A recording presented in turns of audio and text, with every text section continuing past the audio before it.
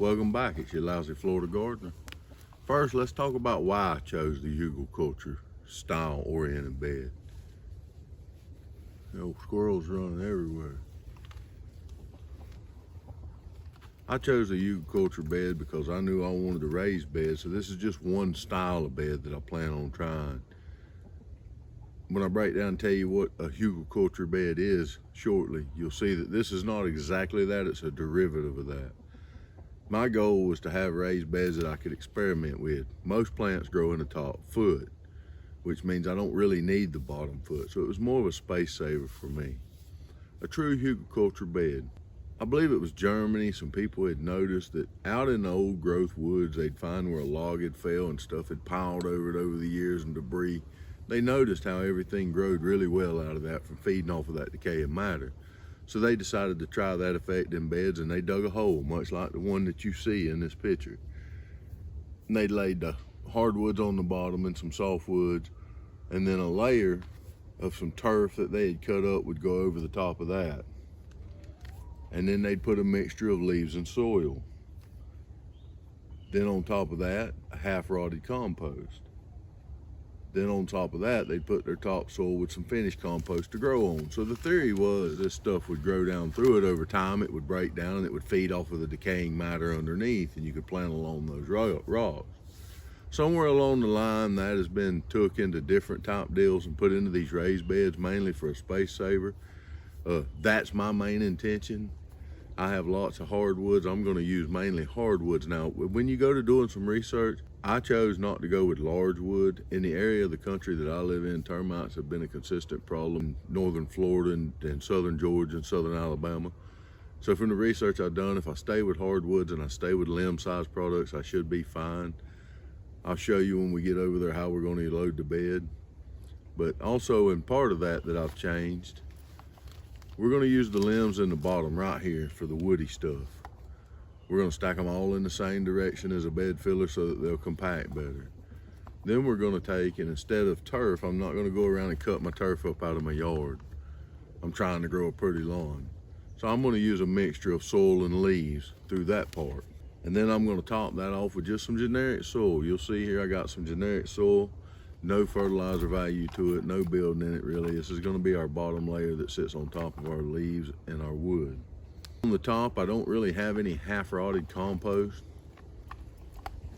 so I'm going to put another layer of leaves that I have. I plan on making compost at another point that has no Roundup type products in it that I can use in my beds, but for now we're going to go with what we have.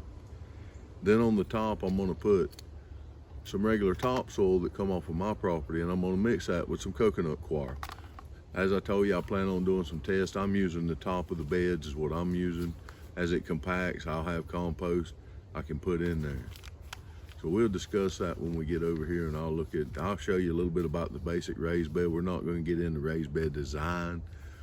That's not what this is about. You can choose whatever type raised bed you want. So let's get over there and check it out. I got a mixture of some leaves and some pine straw. There's some grass clippings that's mixed into that. I got some sticks over here that are all different assorted length. And we got two different qualities of soil. A good soil that we're going to mix in with some coconut coir, and then our filler dirt. So let's get over here and let me first show you the bed here. You see I got it wrapped in plastic. Me covering my bed with plastic had nothing to do with the moisture retention. So you'll notice that the bottom is not covered. I used pressure treated wood, and I wanted the wood to have about a year or so to leach out before it was exposed right to my soil that I'm going to be eating vegetables out of. After that, I'll feel confident it won't matter. So that's why you see that way. That cross brace is just to keep it from spreading. So what we're going to do, most of my limbs I've already broke into this size. I used well-rotted limbs that were already breaking down because I didn't want to have to worry about attracting bad bugs. We're just going to lay these in the bed all in the same direction, just like that, crossways in the bed. And we're going to continue to fill that down. What we're looking is to fill up about the bottom 1/3 of this bed with this top wood. Lay everything the same direction because we're going to compact it in the end. By doing it all the same way, as it rots and breaks, it'll settle in together without leaving as many voids.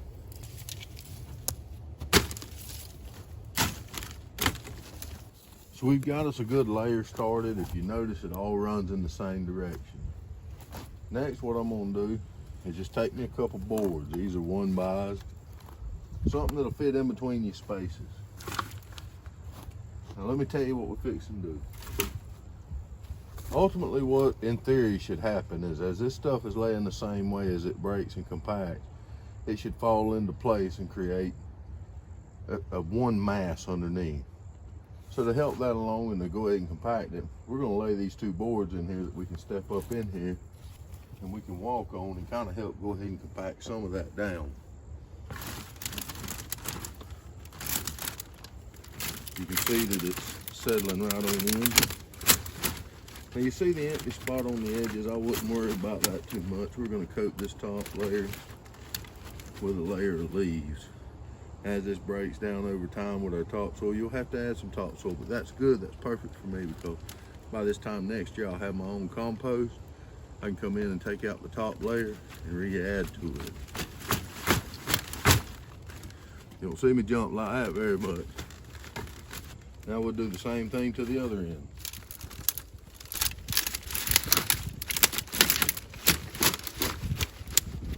Pack it right down.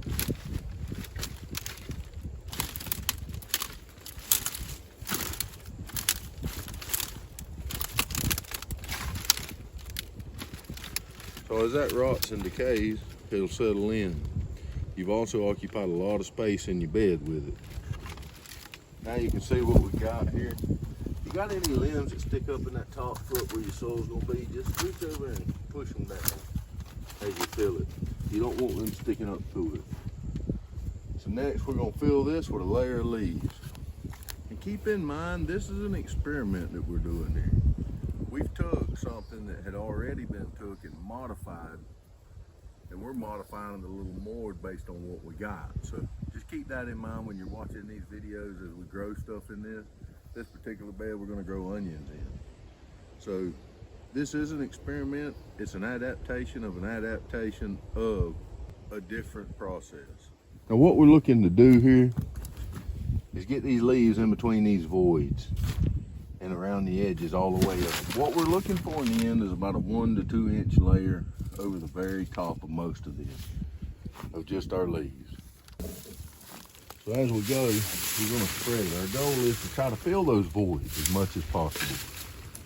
Most of the reading I read on these top beds said to wait 3 months to plant it. I believe the main reason for that is they know that you're gonna have settlement in the original way that you do it. If you was using the turf on the top here, like in our drawing, which we're not, as it rotted and decayed, it would settle. This will help that along a little bit. I went ahead and done another bed, which I've had some turnips and mustards in, and they're doing quite well. But as that bed settles, if it's not compacted good, you'll have cracks in your soil and different things. So the better job you do at getting those cracks filled with this compost on the bottom of these leaves, I believe the less settlement that you'll see in the long run in a quick period. Just throw it in there and get it in there, and we're gonna water it in once we get us a good layer. We got a little help here today. Seeing what's going on. As you go, take you a rake or a shovel and just keep shaking it. Where it falls,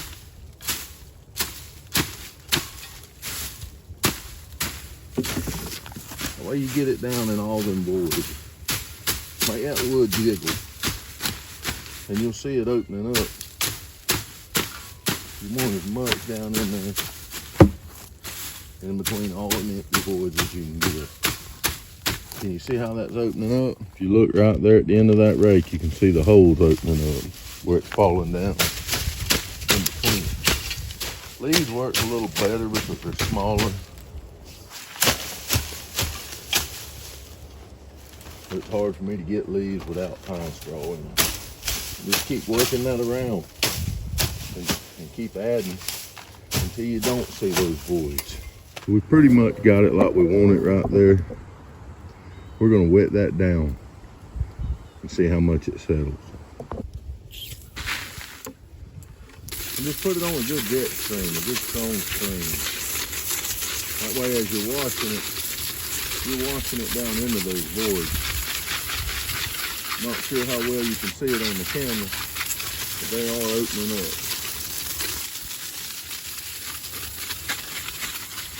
All right, so now we got some water in our bed, got it packed down a little bit. Now at this point, if you got sticks that's sticking up above, just go ahead and take them out. We're gonna take our yard rake, just move all that we just wet around. And take your garden rake and do the same thing that you did before. We're just gonna walk around it and try to move it around. So now you see where we're at. On the next part of this bed that we fill, what we're supposed to be putting in is our cut turf. The only reason I added these leaves was to help fill some of them voids. We don't have any cut turf. So I'm gonna take some green palmetto-y type stuff just for the green nitrogen in it, mixed with some leaves and some soil that doesn't have any fertilized value, no compost value.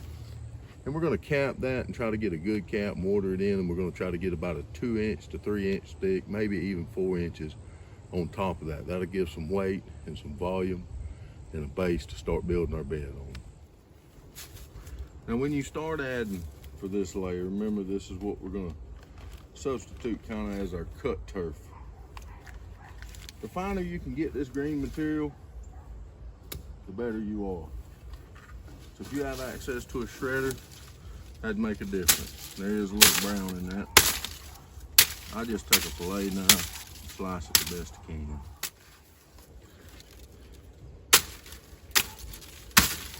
And scatter it all throughout your bed. You don't want it solid. You want some connections between where different things like your dirt and things that touch what's underneath. As you can see, you can still see the pine straw underneath. That's what you want. That way you've got each layer connecting to each layer all the way down through so that you don't get a blocked up of drainage. So now we're gonna add a little dirt in here. We're not gonna look to cover the whole thing. We just want a little dirt to get some organization going in what's going on underneath. This is gonna be your base below the top of your good soil. So to give something to break down over time, provide a little nitrogen to the bed from what I've been reading. So the dirt that you want to use here, it doesn't need to be necessarily good dirt. It doesn't need much fertilizer quality. It's going to be on top of all this. It's going to be mixed in and it's going to break down over some time. We're not looking for an immediate breakdown, so that doesn't really matter. As I said, the finer you shred that, the better you are. Just make sure that you can see some pine straw through in the different places, because you're going to put some soil around in that and scatter it and distribute it. So that'll help that process. So let's go over here and get some dirt. We're gonna do it just like we did with the leaves. We're just gonna scatter it all over.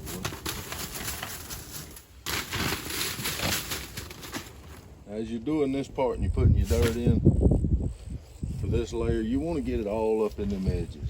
Anywhere you see voids, because we're gonna water that in and hopefully it's gonna wash down in between them. And this is gonna create you good foundation for your walls, so that you don't have as much sinkage on your edges. Remember, we didn't put wood all the way out. You want each layer working. What we're trying to simulate in this layer is if we had cut the turf like in the Hugelkultur guide, and it would have been that composting. We're trying to make a synthetic soil, I guess you'd say, of that by using our pine straw on top of our wood, our green matter, and some dirt. So you need to have that where it'll touch throughout. Now you want to take a water hose and water this in. We're going to water it in good, where it get down in all the crevices and holes. And we'll keep doing that until we pretty much got it washed down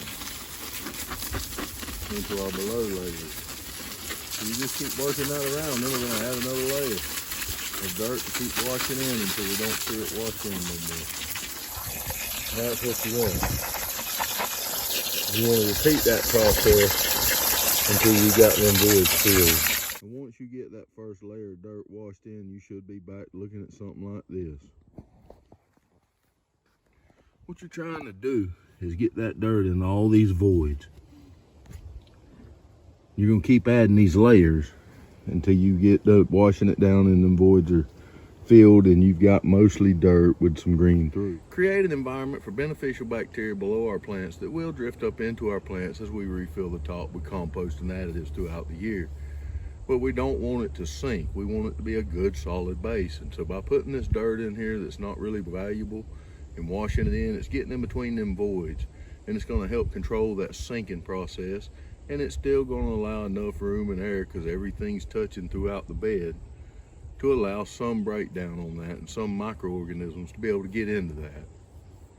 That's the theory. We're going to find out. So we're going to start back over, and we're going to put some more dirt and layer it again. I'm not going to make you watch all that. I'll bring you back in as I get it done, and then we'll wash it down again. We're just going to repeat that process till we get the results that we're looking for. Now we got our second layer of dirt over. We're going to do the same thing. We're going to just wash it in. Get it down in them holes. If you watch, you can see it as it's going down in them as you're washing it in. Filling in all them boys.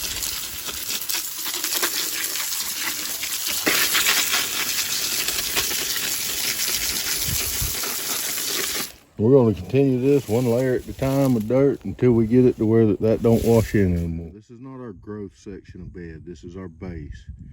It's still going to do fine. That sand. We're going to get our drainage. It's going to help a little bit. Let's add the third layer and we'll spray it in. Probably about 1 or 2 more layers I think we're going to be there. You can still see the voids that we're trying to fill all down through here. Let's get some more dirt. You'll notice as you're starting to get it into them crevices, if you'll look around the edges where it's lower, you'll start to see it building up. You can see that around the bed. You can start to see how it's leveling out with the water. So we're getting close. We're getting close. All right, so we got that part completed. Now you can see here's some green that's put through that's still showing that's intentional. If you get too much dirt and you don't have some green showing through, you want to take you a rake. And you want to pull that back a little bit in some of them places where you got some green showing. What that does, there's going to be no really roots in this part on down. This is your first half of your bed. That's where your beneficial bacteria is going to build up, your beneficial microorganisms, things like that. By having it layered throughout and each layer being able to touch at some points the other layer, as it composes and packs down, it gives that beneficial material and organisms a chance to be able to travel throughout the bed. So the next thing we're going to do, let's back up and regroup and look at where we're at. You remember in the first half, we put down the sticks like you see in this picture. Then we came back and we put in a thin layer of our leaves. Now what we were simulating there, if you'll refer back to our picture, was our tough wood on the bottom. Then this mixture we've made here with our green stuff, which is our nitrogen, our carbon, and our dirt, is our replication of turf rotting that we didn't have. So we're just making a halfway attempt at that. Now the next one that we need should be leaves and soil. So that's what we're going to put in there. According to the Hugelkultur, you wanted a half-made compost. I don't have a half-made compost. I don't want to put something in there that will fully compost with green stuff in it because of the heat, because this will be the bottom of your roots, what we're fixing to do now, this part of this bed.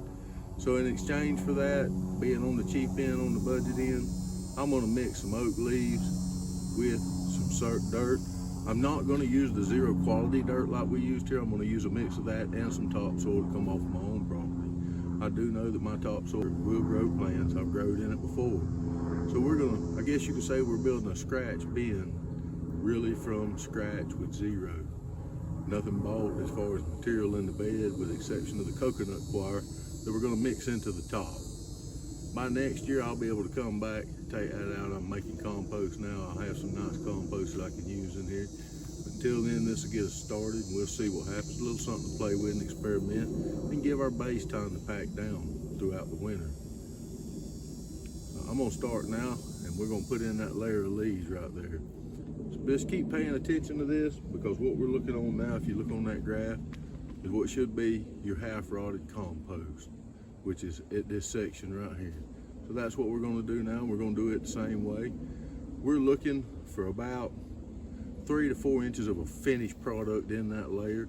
So we're going to put a layer of leaves, and then we're going to scatter the dirt, and we're going to water that dirt into them leaves, just like we did on this bottom, so that it fills them voids. You don't want it to pack as much.